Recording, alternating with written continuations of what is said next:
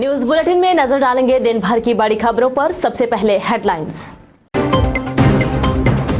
7 अप्रैल तक कांग्रेस अपने प्रत्याशी घोषित कर सकती है, 6 को होगी बैठक। कांग्रेस संगठन मंत्री का दावा, भाजपा में होने वाला है बड़ा विस्फोट। कांग्रेस नेता का आरोप, धूमल परिवार को नीचा दिखाने के लिए करवाई गई राजेंद्र राणा की भाजपा में एंट्री। प्रदेश में गेहूं खरीद की तैयारियां पूरी, 4 अप्रैल से शुरू होगी खरीद। टैक्सी में आ रही सवारियों से पुलिस ने पकड़ा चिट्टा, मामला दर्ज।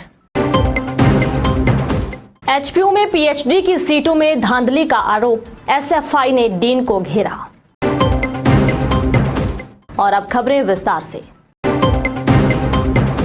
मुख्यमंत्री सुखविंदर सिंह सुक्खू तिरुपति बालाजी के दर्शनों के बाद हिमाचल लौट आए हैं। सोमवार शाम 6 बजे के बाद वहां चंडीगढ़ पहुंचे और उसके बाद सड़क मार्ग के द्वारा शिमला लौटे हैं। मुख्यमंत्री को 2 दिन बाद फिर से दिल्ली दौरे पर जाना है। देखिए मुख्यमंत्री का शेड्यूल।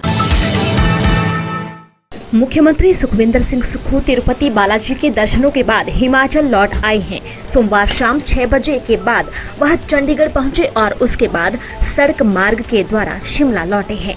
मुख्यमंत्री को 2 दिन बाद फिर से दिल्ली दौरे पर जाना है। 5 अप्रैल को नई दिल्ली में कांग्रेस स्क्रीनिंग कमेटी की बैठक रखी गई है, जिसमें लोकसभा चुनाव और विधानसभा उपचुनाव के प्रत्याशियों के नाम तय होंगे।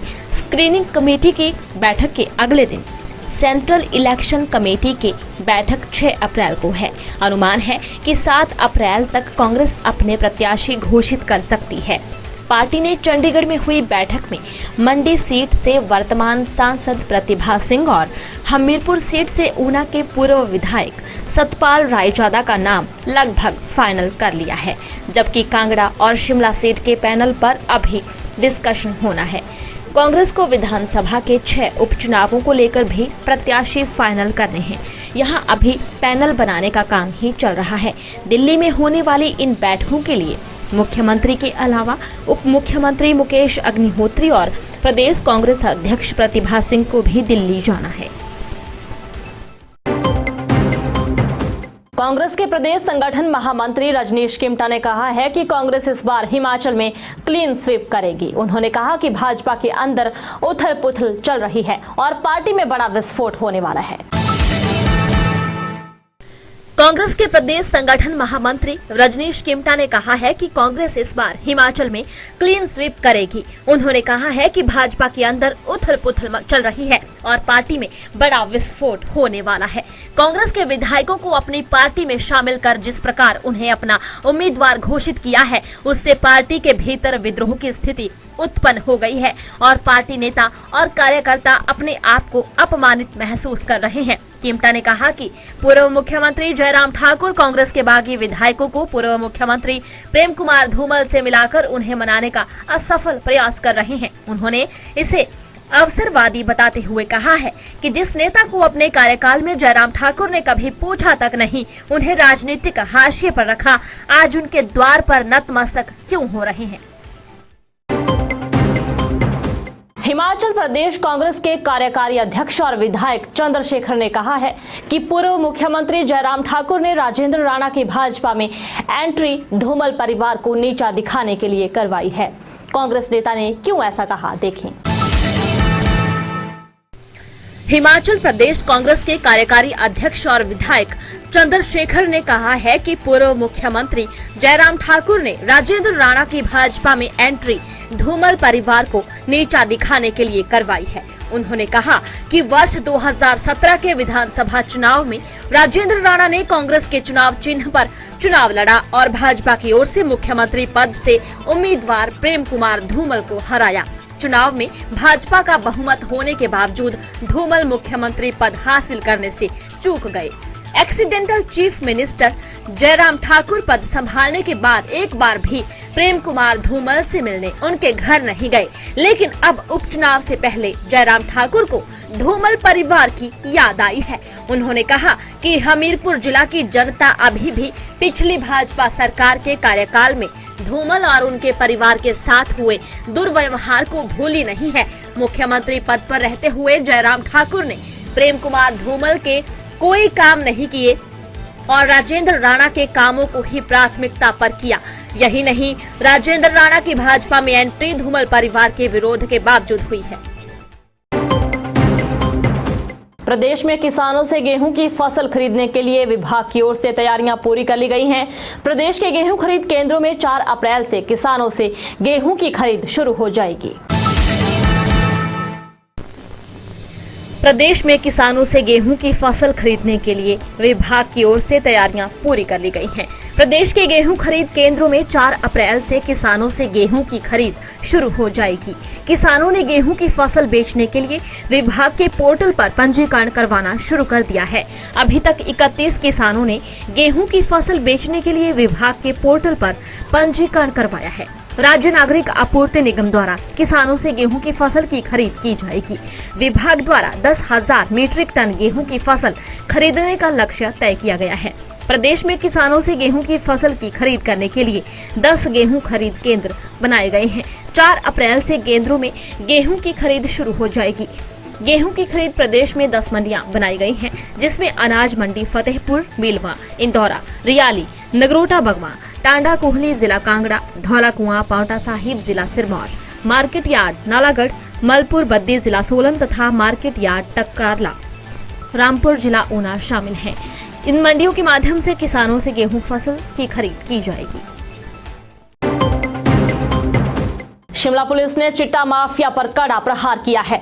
शिमला पुलिस ने 2 अलग अलग मामलों में कार्रवाई करते हुए 67 ग्राम चिट्टा बरामद किया है। देखें कैसे हुई पुलिस की कार्रवाई। शिमला पुलिस ने चिट्टा माफिया पर कड़ा प्रहार किया है। शिमला पुलिस ने 2 अलग अलग मामलों में कार्रवाई करते हुए 67 ग्राम चिट्टा बरामद किया है। शिमला पुलिस के स्पेशल सेल ने गुप्त सूचना पर कार्रवाई करते हुए महली के पास एक पंजाब नंबर की टैक्सी में चिट्टा लेकर जा रहे 5 आरोपियों को गिरफ्तार किया है। आरोपियों के कब्जे से चिट्टा बरामद किया गया है। पंजाब नंबर की टैक्सी जिसमें मनदीप उर्फ मणि, पिंकी और परमजीत कौर शिमला आ रहे थे। इस गुप्त सूचना पर गाड़ी की तलाशी लेने पर चिट्टा बरामद हुआ। 5 लोगों को गिरफ्तार किया गया है। एसपी संजीव गांधी ने कहा कि पुलिस ने चिट्टे के साथ पकड़े गए आरोपियों के खिलाफ एनडीपीएस एक्ट के तहत केस दर्ज कर आगामी कार्रवाई शुरू कर दी है।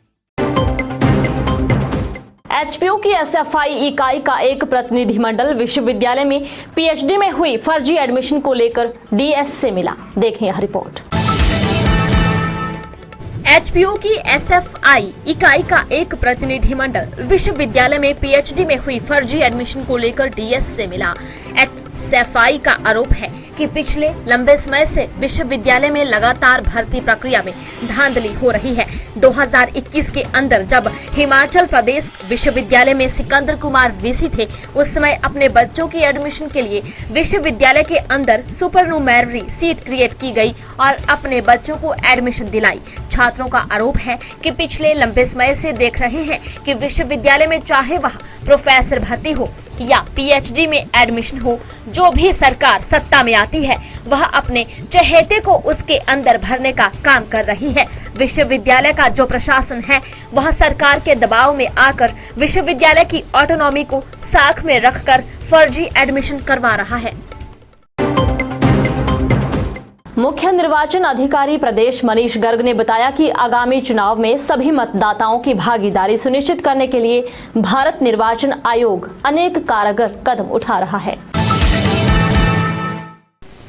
मुख्य निर्वाचन अधिकारी प्रदेश मनीष गर्ग ने बताया कि आगामी चुनाव में सभी मतदाताओं की भागीदारी सुनिश्चित करने के लिए भारत निर्वाचन आयोग अनेक कारगर कदम उठा रहा है। उन्होंने बताया कि हिमाचल में होने वाले आगामी लोकसभा और विधानसभा उपचुनाव के लिए अनिवार्य सेवाओं में नियोजित व्यक्तियों को मतदान के दिन ड्यूटी पर तैनात होने पर डाक मतपत्र के माध्यम से मतदान करने की सुविधा प्रदान की गई है।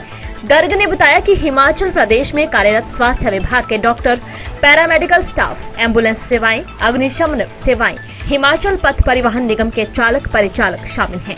इसके अतिरिक्त दुग्ध आपूर्ति सेवाएं करने वाली हिमाचल प्रदेश राज्य दुग्ध प्रसंघ और दुग्ध सहकारी समितियां, भारत निर्वाचन आयोग ने प्राधिकृत स्थानीय मीडिया प्रतिनिधि, जल शक्ति विभाग में सेवाएं दे रहे पंप ऑपरेटर और टर्नर, हिमाचल प्रदेश राज्य विद्युत बोर्ड में कार्यरत इलेक्ट्रीशियन और लाइनमैन और कारागार स्टाफ अनिवार्य सेवाओं के अंतर्गत शामिल किए गए हैं। चलते चलते में कुछ और बड़ी खबरें। शिलाई में एनजीटी के आदेशों की धज्जियां, एनएच निर्माण में जुटी कंपनी ने नियमों को दरकिनार कर खड्ड में फेंका मलबा। 4 अप्रैल से शुरू होगा उत्तर पुस्तिकाओं का मूल्यांकन। शिक्षा बोर्ड की मई के शुरुआती सप्ताह में परिणाम जारी करने की योजना। भाजपा न्याय एवं विधि विभाग की प्रदेश कार्यकारिणी घोषित। न्यूज बुलेटिन में इतना ही। बने रहें दिव्य हिमाचल टीवी के साथ।